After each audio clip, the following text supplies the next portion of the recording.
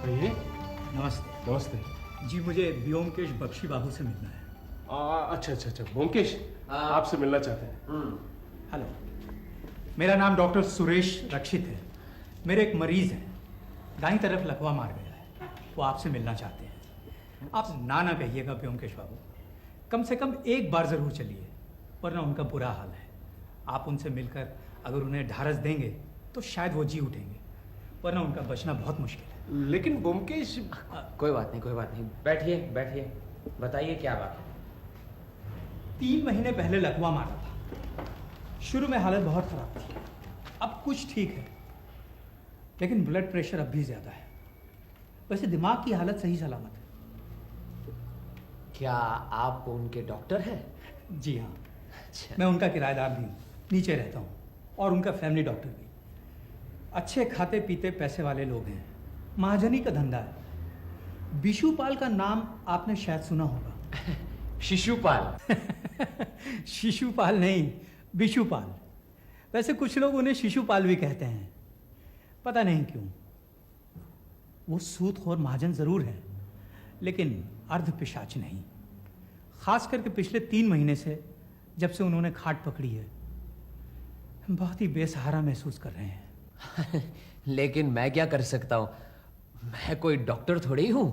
बात असल में ये है कि बिशुपाल से एक आदमी ने रुपया उधार लिया है। उसका नाम है अभय घोषाल। दरअसल वो बहुत ही बदमाश और गुंडा किस्म का आदमी है। अपनी तकलीफ में उसने बिशुपाल से बहुत सारा रुपया लिया और अब वापस नहीं कर रहा है। बिशुपाल ने उसके ऊपर काफी दबाव डाला, तो अभय ने धमकी दी कि फिर रुपया मांगा तो वो उसका खून कर देगा, और तभी से इनको लकवा मार गया, और अब पिछले 3 महीने से खाट पर पड़े हैं। भाई कोई अगर पक्की ठान ले कि वो बिशुपाल का खून करके ही चैन की सांस लेगा, तो उसे तो रोकना शिवजी की बस की बात ही नहीं। लेकिन अगर आप कहते हैं कि मुझसे मिलने के लिए वो व्याकुल हैं, तो जरूर मिलूंगा। अरे इस दुनिया में क्या, अगली दुनिया में भी महाजन को हाथ में रखना अकलमंदी का काम है। क्यों? बिल्कुल बिल्कुल। सही कह रहे हैं आप। बहुत बहुत धन्यवाद। ये रहा हमारा पता। कब आ रहे हैं आप? ये तो जगह काफी नजदीक है, एमहर्स्ट स्ट्रीट के पास ही है। जी हाँ। आज शाम को 5 बजे ठीक रहेगा? हाँ ठीक है। जी हाँ बिल्कुल। अच्छा। हम आपका इंतजार। अच्छा अच्छा, thank you very much. Okay, नमस्कार। आइए आइए आइए, प्लीज आइए।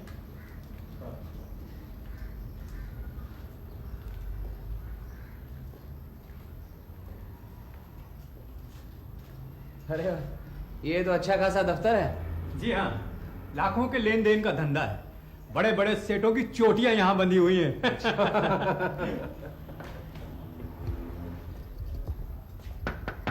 कौन है? मैं डॉक्टर रक्षित हूँ, खोलिए। आइए प्लीज। अरे जरा बत्ती जला देना। नमस्कार। नमस्ते ब्योमकेश बाबू। नहीं, आप आराम से आप आए हैं, मेरा अहोभाग्य। बैठिए। आपको बहुत तकलीफ दी। नहीं नहीं, मुझे ही आपके पास जाना था, लेकिन मेरी हालत तो देख ही रहे हैं। मेरा लेन देन का धंधा है, आपने जरूर सुना होगा। करीब 25 साल से ये कारोबार चल रहा है। 20 लाख रुपए लगे हुए हैं। काफी बड़े बड़े लोगों से कारोबार है। मैं कभी बिना जमानत के उधार नहीं देता, लेकिन 2 साल पहले मुझसे गलती हो गई, जिसका फल आज भी भुगत रहा हूं। बिना जमानत के 30,000 रुपया उधार दे दिया। अभय घोषाल को आप नहीं जानते, उसके बाप को मैं पहचानता था। बहुत ही भले सज्जन थे, काफी धन दौलत कमाया था। उनके साथ मेरा थोड़ा बहुत लेन देन भी था। सचमुच ही वो हीरा आदमी थे। 10 साल हुए वो गुजर गए। उनका इकलौता लड़का अभय घोषाल उनकी विशाल संपत्ति का मालिक बन गया। तभी मैं अभय से मिला था। उसके पिता के गुजर जाने के बाद उसके बारे में 2-4 अफवाहें सुनी थीं। सोचा पिता की दौलत मिलने पर सभी लड़के ही शुरू में कुछ बिगड़ते हैं, बाद में फिर सब ठीक हो जाते हैं। ऐसा बहुत देखा है। 2 साल पहले की बात है। अभय घोषाल को भूल ही गया था। तब एकाएक एक दिन अभय घोषाल मेरे पास आया। उसे देखकर दंग रह गया। इतना सुंदर सुपुरुष।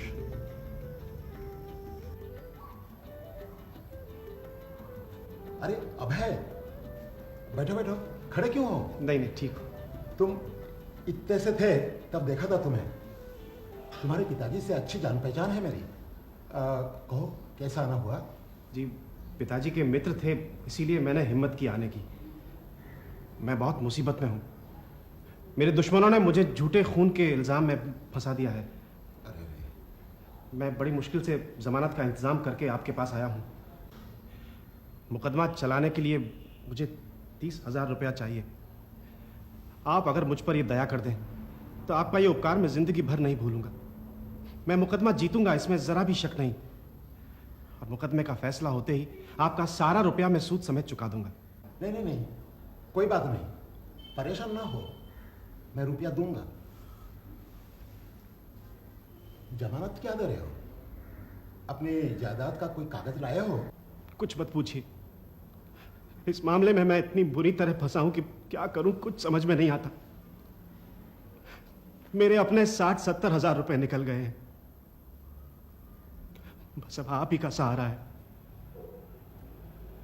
आप यकीन नहीं करेंगे, मैं बिशुपाल बिना जमानत लिए सिर्फ एक हैंडनोट लेकर किसी को 30,000 रुपया दूंगा, लेकिन मैंने दिए।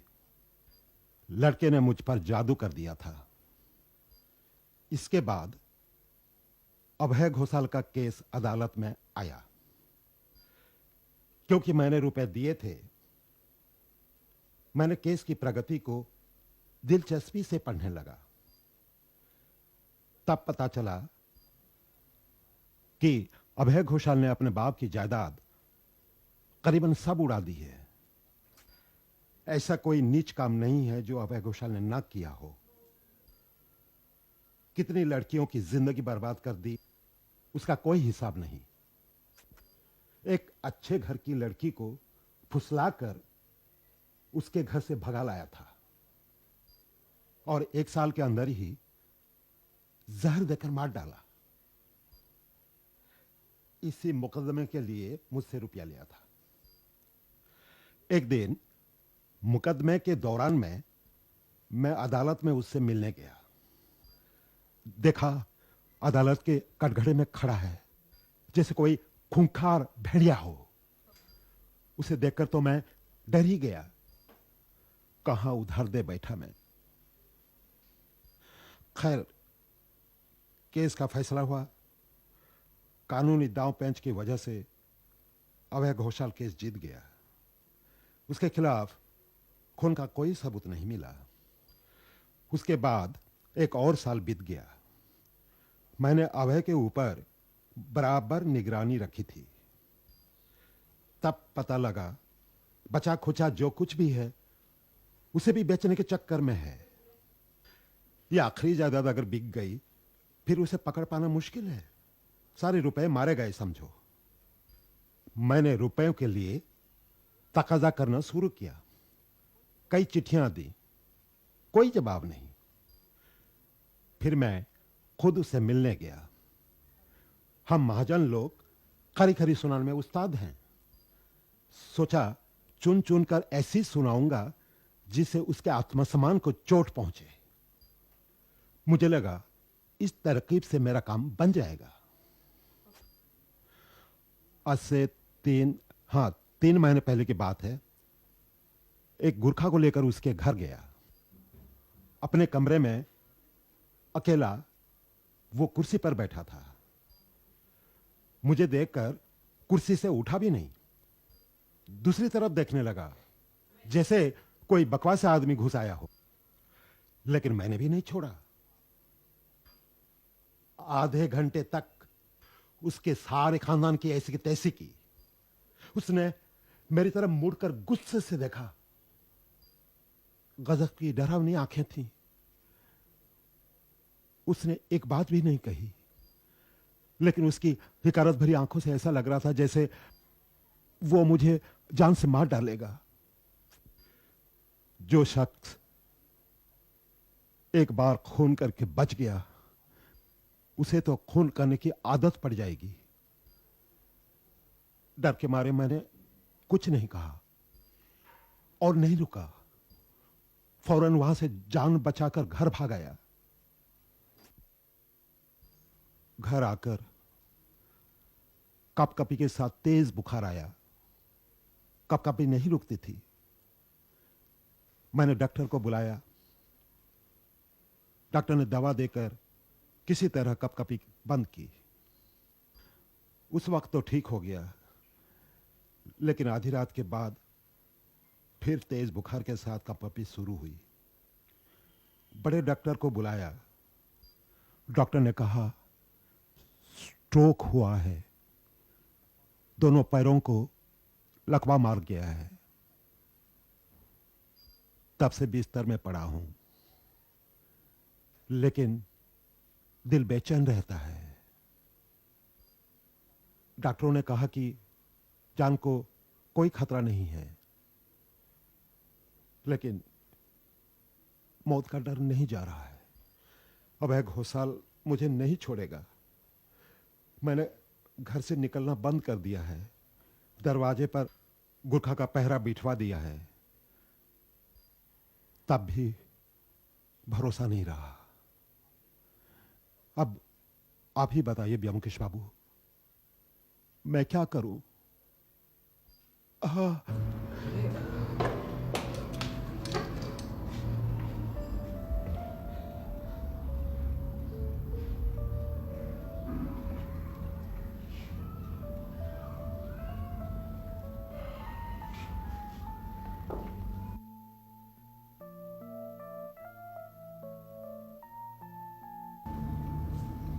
लाइए,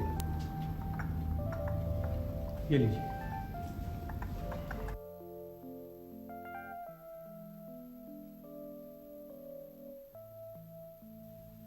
आपने कुछ कहा नहीं ब्योमकेश बाबू? जो कुछ मुमकिन था आप लोगों ने सावधानी ली, और कुछ करने की जरूरत नहीं है। खाने पीने की क्या व्यवस्था है? एक रोसैया था, उसे निकाल दिया। घरवाली खाना पका लेती है, बाहर से खाना नहीं मंगवाता। नौकर चाकर? एक बर्तन मांजने वाली और एक लड़का सा था, इनको भी निकाल दिया। दरवाजे पर गुरखा दरवन तैनात किया, और क्या करता। अच्छा ये बताइए, आपका धंधा कैसे चल रहा है? मुनीम काम देखता है। बहुत कुछ जरूरी हो तो मुझसे आकर यहां मिलता है, लेकिन उसे भी अंदर घुसने नहीं देता। दरवाजे के बाहर खड़ा होकर ही बातचीत करता है। बाहर के लोगों में सिर्फ डॉक्टर ही अंदर आता है। ठीक है, और क्या करना है ये तो अब ध्यान में नहीं आ रहा। क्या अभय घोषाल सचमुच आपको मारना चाहता है? हाँ हाँ ब्योमकेश बाबू, हाँ। मेरी अंतरात्मा को यकीन हो गया कि वो मेरा खून करके ही सांस लेगा। नहीं तो बताइए, मुझे इतना डर क्यों लग रहा है? कलकत्ता शहर कोई डाकुओं का जंगल तो नहीं है। वो तो ठीक है, लेकिन इस तरह कितने दिन जिएंगे? यही तो परेशानी है। इस तरह से कितने दिन चलेगा? इसलिए तो मैं आपकी मदद मांग रहा हूं। आप ही कोई रास्ता निकालिए। ठीक है, सोचकर देखता हूं, अगर कुछ ध्यान में आया तो जरूर बताऊंगा। अच्छा चलते।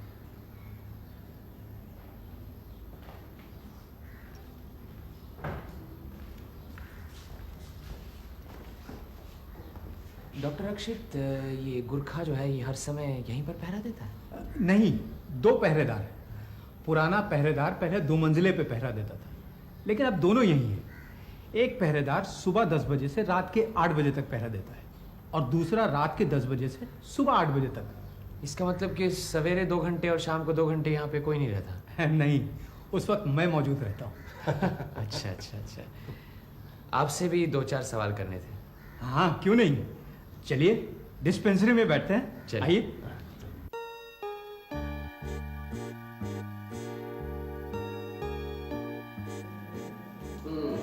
अच्छा खासा जमा कर रखा है। रखना ही पड़ता है व्योमकेश बाबू, आपको तो मालूम है जमा कर नहीं रखेंगे तो जमी हुई आमदनी नहीं आएगी। कितने दिनों से प्रैक्टिस कर रहे हो? यहाँ कोई 3 साल से, इसके पहले शहर के बाहर कस्बे में था। अच्छी चल रही है? क्यों? बस ठीक है, 3-4 घरों का फैमिली डॉक्टर हूँ, धीरे धीरे प्रैक्टिस बढ़ रही है। अगर विशुपाल बाबू को अच्छा कर सका तो। अरे आप लोग बैठे ना प्लीज।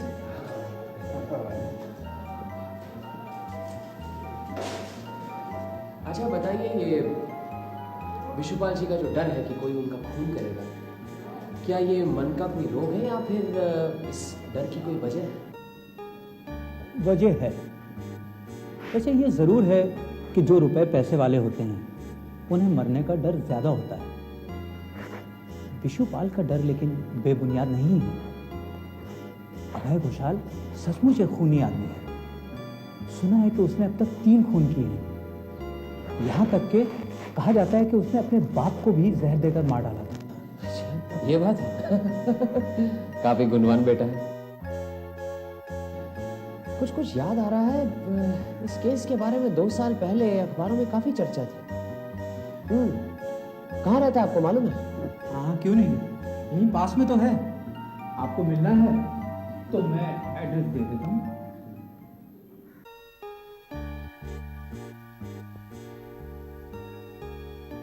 यही मकान लगता है। हाँ? दरवाजा तो खुला है। मैं अंदर आ सकता हूँ? मेरा नाम ब्योमकेश बख्शी है, मेरे साथ अजीत बैनर्जी मेरे साथी हैं। नमस्ते। सत्यान्वेषी ब्योमकेश बख्शी, ये तो मेरे सौभाग्य की बात है। आइए आइए, बताइए क्या बात है। मुझे नहीं लगता हाल ही में मुझसे कुछ गंदा काम हुआ है। नहीं, हम तो सिर्फ आपसे मिलने आए हैं बस। मुझसे मिलने? आइए बैठिए।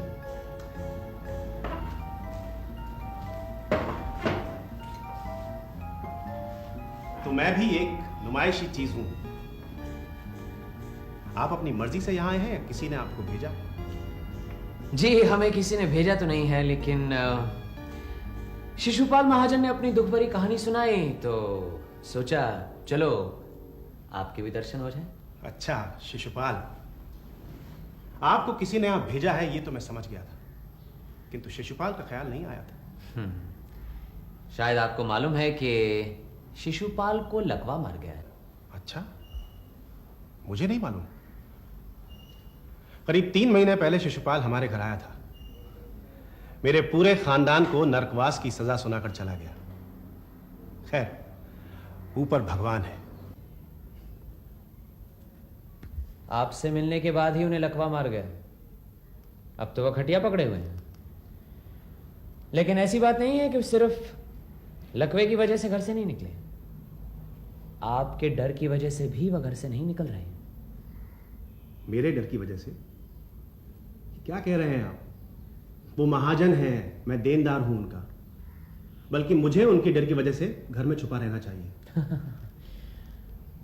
उनके दिल में शायद डर बैठ गया कि आप उनका खून करने वाले हैं। ये लीजिए, उल्टा चोर कोतवाल को डांटे। मैं सिर्फ एक बार खून के मामले में फंस गया था तो सब सोचने लगे कि मैं खूनी आसामी हूं। मैं बेकसूर रिहा कर दिया गया था, ये सब भूल गए। लेकिन एक बात जरूर है, ये शायद मेरे कर्मों का फल है कि जो भी मुझसे दुश्मनी मोल लेते हैं वो ज्यादा दिन टिक नहीं पाते। अरे, जा रहे हैं क्या? जी हाँ, आपसे मिलने आया था, मिल चुका, अब चलता हूं। लेकिन जाने से पहले एक बात कहे जाता हूं। अगर शिशुपाल का खून हो गया तो मुझे बहुत अफसोस होगा और आपको भी अफसोस मानना पड़ेगा।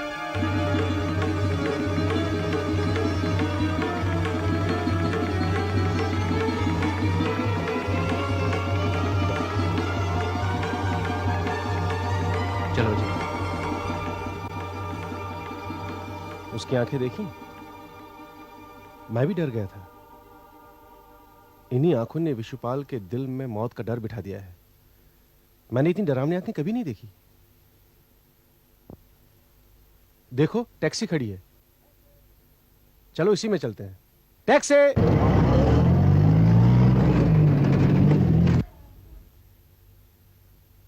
अंदर कोई था? गौर नहीं किया। टैक्सी वाला हमारी तरफ देख रहा था, तभी मुझे लगा कि टैक्सी खाली है। हो सकता है पीछे कोई बैठा हो। लगता कोई हमारा पीछा कर रहा है। कौन हो सकता है? डॉक्टर रक्षित के अलावा और तो किसी को मालूम नहीं कि हम यहाँ आने वाले हैं। लेकिन क्यों? किस मकसद से हमारा कोई पीछा करेगा? ये तो कहना मुश्किल है। शायद हम यूं ही सर खपा रहे हैं। कोई आगंतुक टैक्सी में बैठा होगा, किसी वजह से टैक्सी रोकती होगी और फिर अपने काम पर चल दिया होगा, हैं?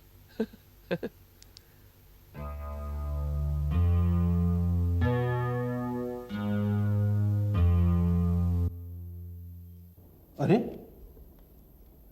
क्या हुआ? विशुपाल का खून हो गया? शिशुपाल नहीं, अभय घोषाल का खून हो गया है? हाँ, कल रात एमहर्स्ट स्ट्रीट निवासी अभय घोषाल नाम के एक धनी व्यक्ति का सोते हुई अवस्था में खून किया गया। पुलिस घटनास्थल पर पहुंच गई, लेकिन खूनी कौन है इस बात का पता नहीं चला। 2 साल पहले अभय घोषाल खुद ही एक खून के मामले में आसामी थे, लेकिन बाद में बेकसूर रिहा कर दिए गए।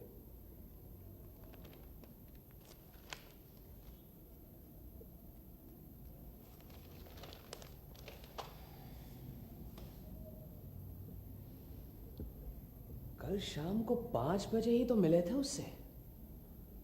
हंसता मुस्कुराता हुआ बातें कर रहा था, तो फिर ये अचानक क्या हुआ? हाँ, कह जरूर रहा था कि उसके बहुत दुश्मन हैं।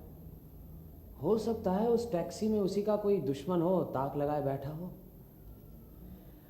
हमारे जाने के बाद अंदर जाकर उसका खून कर दिया। या फिर उस टैक्सी में डॉक्टर रक्षित भी तो हो सकता था। डॉक्टर रक्षित अभय घोषाल का खून क्यों करेगा?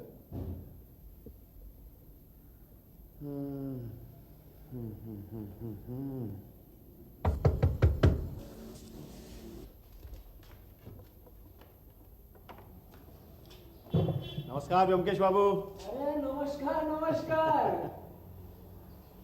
नमस्कार अजीत बाबू। क्या हुआ, आप हमें भूल गए? अरे नहीं नहीं, भूलेंगे कैसे? लेकिन अचानक 10 साल बाद। आइए आइए आइए। कहिए, आजकल कहाँ है? बस यही हेमस्ट स्ट्रीट थाने में इंचार्ज हूँ। हेमस्ट स्ट्रीट? हाँ। आज के अखबार में पढ़ा है आपके इलाके के किसी अभय घोषाल का खून हो गया। आप उसे कैसे पहचानते थे? भाई, पहचानता तो नहीं हूं, लेकिन कल शाम को करीब 5 बजे हम उससे मिले। आप उससे क्यों मिलने गए थे? पहले आप बताइए, आपका यहाँ का आना कैसे हुआ, फिर मैं बताता हूँ। बैठिए। चलिए, पहले मैं ही बताता हूँ। दरअसल मैं अभय घोषाल के खून के मामले में ही आपसे मिलने आया था। अच्छा। पुलिस की पहले से ही उस पर नजर थी, लेकिन वो शराफत की चादर ओढ़े घूमता रहता था। लेकिन उससे बड़ा शैतान हमारे इलाके में शायद ही कोई और होगा। न जाने कितनी ही औरतों को उसने बर्बाद किया, उसका कोई हिसाब नहीं। उसकी अपनी एक औरत भी थी, यकायक वो गुजर गई। उसने कहा कि उसे दिल का दौरा पड़ा था। फिर किसी दूसरी औरत को भगा लाया, उसके आदमी ने उसे तलाक दे दिया। फिर उस औरत ने अभय घोषाल पर जोर दिया कि वो उससे शादी करे। लेकिन उसने उसे भी जहर देकर के मार डाला। पुलिस ने अभय घोषाल को गिरफ्तार कर लिया। मामला अदालत में चला गया। सेक्शन 302 का मामला था, आर या पार। लेकिन वहां भी उसका अपराध साबित नहीं हुआ और वो निरपराध बरी हो गया। अजीत बाबू, कलकत्ता शहर में ही कम से कम 10 लोग ऐसे हैं जो उसे हमेशा के लिए हटा देने पर बहुत खुश होंगे। हाँ, वो तो है ही। इंस्पेक्टर सरकार, कल रात की घटना के बारे में तो आपने कुछ बताया नहीं। हाँ, कल रात अभय घोषाल की नौकरानी ने आकर हमें खबर दी कि अभय घोषाल का खून हो गया है। घटनास्थल पर हमने जाकर के छानबीन की तो पता चला कि अभय घोषाल की माली हालत ठीक नहीं थी। अकेला रहता था, बस एक नौकरानी थी जो उसकी देखभाल करती थी। नौकरानी से हमने पूछताछ की तो उसने बताया कि करीब 9 बजे अभय घोषाल खाना वाना खा करके अपने कमरे में आराम करने के लिए चला गया था। नौकरानी ने उसके बाद घर का सारा काम निपटाया और उसके कमरे में दरवाजे खिड़कियां बंद करने के लिए गई तो उसने देखा कि अभय घोषाल का खून हो चुका है। हमने नौकरानी को गिरफ्तार कर लिया, लेकिन किसने खून किया है ये अभी तक पता नहीं चला है। अभय घोषाल के जितने भी दुश्मन थे जिन्होंने उसके खिलाफ अदालत में गवाही दी थी, उन सब के बयानात भी हमने लिए, उन सब से पूछताछ भी की, लेकिन उनमें से कोई भी मुजरिम साबित नहीं हुआ। ये था अभय घोषाल के मामले का आज का खुलासा। अब आप बताइए, आप अभय घोषाल के बारे में क्या जानते हैं? मुझे कुछ मालूम है, ये आपको कैसे पता चला? छानबीन के दौरान अभय घोषाल की बैठक की टेबल से ये एक कागज का टुकड़ा मिला है। टेढ़ी मेढ़ी कुछ लाइनें लिखी हैं, उसके बीच में ये आपका नाम लिखा है। मैंने सोचा आप इस मामले पर कुछ रोशनी डाल सकेंगे, इसीलिए आपसे मिलने चला आया। चलो अच्छा किया, मुझे जो कुछ मालूम है मैं आपको बताता हूँ। व्योमकेश बाबू, आपकी बातचीत से लगता है कि दाल में कुछ काला है। शिशुपाल का इसमें क्या मकसद हो सकता है? ये तो कुछ समझ में नहीं आ रहा। वो तो पंगु है, आपको क्या लगता है? फिलहाल तो कुछ कह नहीं सकता। अभय घोषाल की मृत्यु कितने बजे हुई थी? पुलिस सर्जन की रिपोर्ट के मुताबिक यही करीब 9 बजे के बाद और 12 बजे से पहले। मेरे ख्याल से हमें इस बात की जांच करनी चाहिए कि शिशुपाल असल में पंगु है या नहीं। चलिए यही सही, और कोई नहीं मिलता है तो इस शिशुपाल को टटोल कर देखते हैं। मैं आपका टेलीफोन इस्तेमाल कर सकता हूँ? हाँ, जरूर जरूर कीजिए ना। हेलो, मैं इंस्पेक्टर सरकार बोल रहा हूँ। डॉक्टर बोस हैं? हाँ डॉक्टर साहब नमस्कार। डॉक्टर साहब, मैं सोच रहा था कि हम अपनी तरफ से एक बार शिशुपाल का मुआयना कर लें, वो वाकई में लकवाग्रस्त है भी या नहीं। हाँ हाँ हाँ, अभी चलते हैं, आधा घंटे में पहुंच जाएंगे। जी ओके, हाँ जी। हम पुलिस सर्जन को लेकर के शिशुपाल के घर जा रहे हैं, आप चलेंगे? चलो अजीत, हम भी चलते हैं। हाँ हाँ चलते हैं। उठो। धन्यवाद। आइए। व्योमकेश बाबू, क्या बात है? डॉक्टर, ये इंस्पेक्टर सरकार को तो आप जानते हैं, ये है police surgeon doctor Bose. Hello. Police surgeon Bishupal का मुआयना करना चाहते हैं, आपको कोई एतराज तो नहीं? एतराज? बिल्कुल नहीं, लेकिन बात क्या है? कल रात अभय घोषाल नाम के एक व्यक्ति का खून हो गया। अभय घोषाल का खून हो गया? वो कैसे? किसी ने उसका खून कर दिया। किसने किया, उसी की तहकीकात के सिलसिले में हम यहाँ आए हैं। अच्छा समझा, मतलब आप लोगों को शक है कि अभय घोषाल का खून बिशुपाल ने किया है। मतलब उनको लकवा है ही नहीं, वो बन रहे हैं। ठीक है, आइए मुआयना कर लीजिए, आइए। चलिए डॉक्टर। ठीक है। डॉक्टर बोस, आप मुआयना करके रिपोर्ट मुझे भिजवा दीजिएगा, मुझे जरा हेडक्वार्टर जरूरी काम है। ठीक है, आइए तो, चलिए आइए। क्या बात है डॉक्टर, इतने लोग यहाँ क्यों आए हैं? पुलिस की तरफ से डॉक्टर आया है आपका मुआयना करने। क्यों? पुलिस डॉक्टर मेरा मुआयना क्यों करना चाहते हैं? अभय घोषाल का खून हो गया है, इसीलिए। तुमने क्या कहा डॉक्टर? अभय घोषाल का खून हो गया है। ठीक है, देखिए।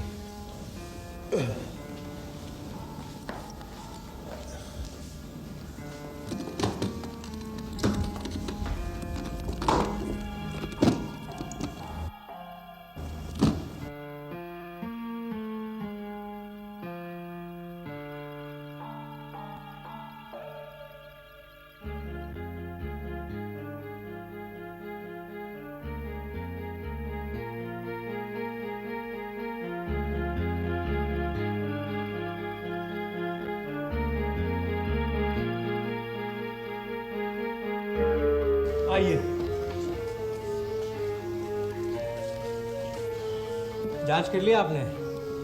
क्या लगता है ठीक हो जाएंगे?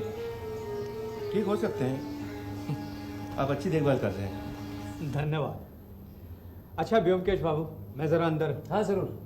नमस्कार।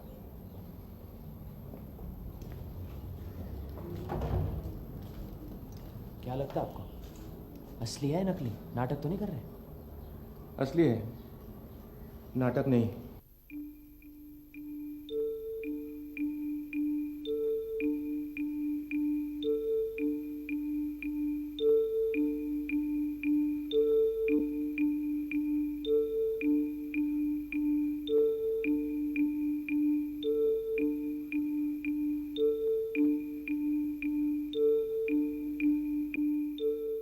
डॉक्टर असीम सेन का नंबर याद है तुम्हें? डॉक्टर असीम सेन? अरे वही रामेश्वर बाबू के डॉक्टर, प्याज के रस से जिन्होंने वसीयत लिख भेजी थी मुझे। मुझे याद नहीं, देखना पड़ेगा। रहने दो, देखने की जरूरत नहीं। मुझे उनकी डिस्पेंसरी याद है, बस मैं उनसे अभी मिलकर आता हूँ। हाँ? अभी आया।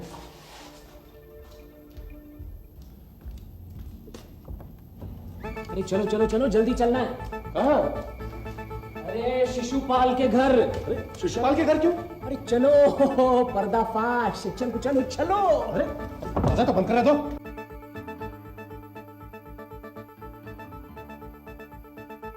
खूब खेल दिखाया शिशु बाबू। क्या कह रहे हैं आप? डॉक्टर रक्षित को भी अपने खेल में शामिल कर लिया। अगर वो ना होते तो शायद आपको इस खेल में सफलता नहीं मिलती, लेकिन मुझे क्यों लपेटा? आपकी तरफ से साक्षी बनूंगा इसलिए। क्या बकवास कर रहे हैं आप? आप इस तरह मुझे बदनाम नहीं कर सकते हैं। डॉक्टर, प्रोकेन दवाई का नाम सुना है आपने? और शिशुपाल, अगर 2 दिन आपने जेल की हवा खाई ना, तो आपके लकवा मार जाने के नाटक का पर्दाफाश हो जाएगा। मुझ पर दया कीजिए व्योमकेश बाबू, मैंने जो कुछ भी किया है अपनी जान बचाने के लिए ही किया है।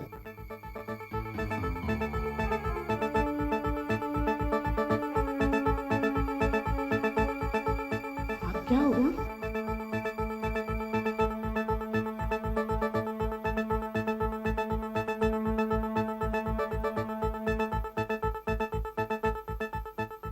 अच्छा एक बात बताओ, कानून के मुताबिक अगर कोई शख्स अपनी आत्मरक्षा के लिए किसी का खून करता है तो उसे नरहत्या नहीं मानते हैं। तो फिर बिशुपाल ने अगर अपनी रक्षा के लिए अभय घोषाल का खून किया तो उसने कैसे कानून में गलती की है? आत्मरक्षा के लिए नरहत्या का अधिकार इंसान को है, लेकिन 3 महीने से ही षड्यंत्र रच के आत्मरक्षा के लिए खून करना कानून की नजरों में अपराध ही होना चाहिए। शिशुपाल को यह बात मालूम थी, इसलिए उसने बड़ी सावधानी से अपना काम किया। जब उसे यकीन हो गया कि अभय घोषाल उसका खून करना चाहता है, तो वो समझ गया कि भाई बचने का एक ही रास्ता है, अभय घोषाल को उड़ा देना। इसके साथ साथ उसके पैसे भी वसूल हो जाएंगे। अभय घोषाल के पास एक मकान था जिसमें वह रहता था, बस उसका खून करके, उसकी कुड़की करके वो भी हासिल कर लेगा। अब खून करने के मामले में शिशुपाल के पास एक सहूलियत थी। वो तो ये बात जानता था कि अभय घोषाल उसका खून करना चाहता है, लेकिन अभय घोषाल यह नहीं जानता था कि शिशुपाल भी उसको मारना चाहता है। इसलिए अभय घोषाल अपनी हिफाजत के लिए सावधानी नहीं बरत सका, जो कि शिशुपाल ने कर रखी थी। फिर शिशुपाल ने अपनी प्लानिंग शुरू कर दी। उसी के मकान के नीचे डॉक्टर रक्षित किराएदार थे। अभी डॉक्टर रक्षित की डॉक्टरी कुछ अच्छी खासी चल नहीं रही थी, वो अपना किराया भी नहीं दे पाता। उन्होंने डॉक्टर को अपना प्लान बताया। डॉक्टर रक्षित के पास कोई चारा नहीं था, वो राजी हो गए। फिर शिशुपाल ने अपने पैसों से डॉक्टर रक्षित की डिस्पेंसरी सजा दी, ताकि लोग ये ना समझे कि कोई घोड़ा डॉक्टर है। फिर शिशुपाल ने लकवा मार जाने का ड्रामा किया। उनका घर से निकलना बंद हो गया और उन्होंने दरवाजे पर एक गुरखा पहरेदार रखवा दिया। आजकल डॉक्टरी विद्या की काफी तरक्की हो चुकी है। पहले यह होता था कि ऑपरेशन के पहले मरीज को क्लोरोफॉर्म देकर बेहोश किया जाता था, लेकिन आज इसकी जरूरत नहीं पड़ती। प्रोकेन नाम की एक दवाई है। अगर रीढ़ की हड्डी की किसी खास जगह पर प्रोकेन का इंजेक्शन दिया जाए तो मरीज का कोई विशेष अंग बेहोश किया जा सकता है। अब डॉक्टर रक्षित ने यही किया। प्रोकेन के इंजेक्शन द्वारा शिशुपाल के दोनों पैरों को बेहोश कर दिया। फिर बाहर से किसी बड़े डॉक्टर को बुलवाया। बड़े डॉक्टर ने कहा, भाई इन्हें लकवा मार गया, बस काम बन गया। अब खास बात यह है कि प्रोकेन का असर जो है वो 4-5 घंटे रहता है, उसके बाद अंग नॉर्मल हो जाता है। अब ये बात सिर्फ शिशुपाल को, शिशुपाल की पत्नी को और डॉक्टर रक्षित को मालूम थी, और कोई ये जानता नहीं था। नौकर चाकर मैनेजर सब यही समझते थे कि मालिक को लकवा मार गया है। कमरे के अंदर तो कोई जा नहीं पाता, बस बाहर से देखते थे मालिक बिस्तर पर लेटा हुआ है। लेकिन शिशुपाल धुरंधर आदमी है, कच्चा काम नहीं करता। उसे किसी निरपेक्ष स्वतंत्र साक्षी की जरूरत थी, कोई ऐसा आदमी जिस पर कोई शक नहीं करता। इसीलिए उसने डॉक्टर के द्वारा मुझे बुला भेजा। मैं राजी हो गया। फिर वो वापस जाकर 2 बजे उसने प्रोकेन का इंजेक्शन शिशुपाल को दे दिया। हम वहां 5 बजे पहुंचे। जाकर देखा वो बिस्तर पर लेटे हुए हैं। उन्होंने अपनी दुख भरी कहानी सुनाई, 100 रुपए भी दिए। हम उनकी बातों में आ गए। लेकिन उसने पहले से ही प्लान कर रखा था कि उसी रात को वो अभय घोषाल का खून करेगा। अब मैंने अभय घोषाल का पता लिया था। यह बात उसे डॉक्टर के द्वारा पहुंच चुकी थी। कुछ परेशान सा हो उठा कि अगर हम ज्यादा देर तक अभय घोषाल के घर में बैठे रहें तो उसका प्लान नाकामयाब हो सकता है। इसीलिए उसने डॉक्टर को हम पर नजर रखने के लिए हमारे पीछे भेज दिया। टैक्सी! चलो। करीब 8 बजे शिशुपाल के शरीर से इंजेक्शन का असर चला गया। वह बाहर निकलने के लिए तैयार हुआ और हमेशा की तरह 8 बजे गुरखा भी चला गया था। दूसरा पहरेदार 2 घंटे बाद 10 बजे आता है। 8:30 के करीब शिशुपाल चादर लपेटे घर से निकला।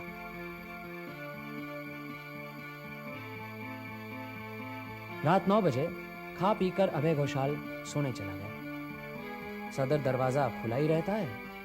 10 बजे तक नौकरानी सारा काम करके दरवाजा बंद करके सोने चली गई।